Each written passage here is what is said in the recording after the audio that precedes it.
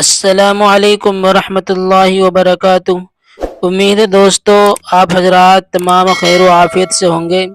دوستو سبق شروع کرنے سے پہلے آپ سے درخواست ہے کہ اگر آپ نے ابھی تک ہمارے اردو کریٹر چینل کو سبسکرائب نہیں کیا ہے تو ہمارے چینل کو سبسکرائب کریں اور بیل آئیکن بٹن کو دبائیں تاکہ ہر آنے والی ویڈیو آپ کے پاس سب سے پہلے پہنچ سکے۔ دوستو ٹائم ضائع نہ کرتے ہوئے سبق شروع کرتے ہیں۔ آج ہم سبق یہاں سے پڑھائیں گے اور آج کے سبق میں آپ کو بتلایا جائے گا کہ بدن کے حصے اور ان کے نام۔ تو دوستو دیکھیے سبق شروع کرتے ہیں۔ بسم اللہ الرحمن الرحیم۔ اردو زبان کی پہلی کتاب صفحہ نمبر 26 سبق نمبر 23 اس کتاب کا بدن کے حصے اور ان کے نام۔ خدا نے ہم کو دو آنکھیں دی ہیں جن سے چیزوں کی رنگت اور شکل نظر آتی ہے۔ خدا نے ہم کو دو کان دیے جن سے آواز سنائی دیتی ہے۔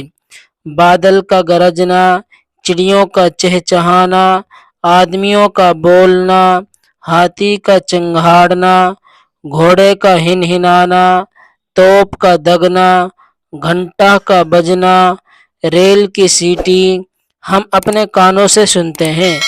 ہم ناک سے سونگھتے ہیں، سونگھنے سے خوشبو، بدبو، بساند، سڑاند معلوم ہو جاتی ہے۔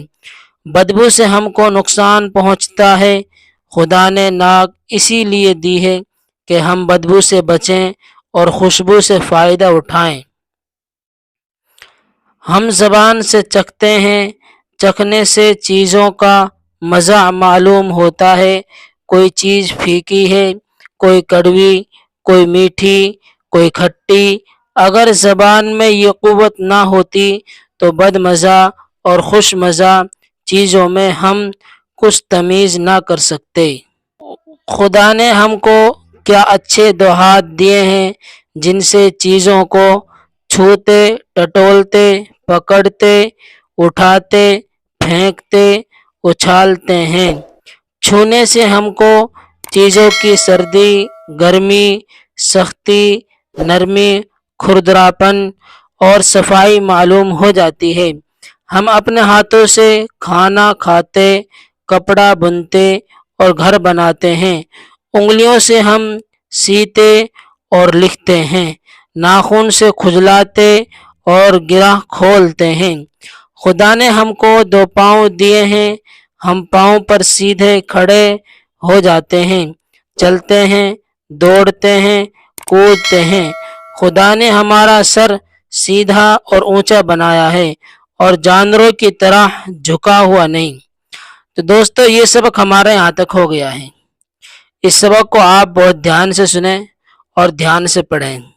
السلام علیکم ورحمۃ اللہ وبرکاتہ۔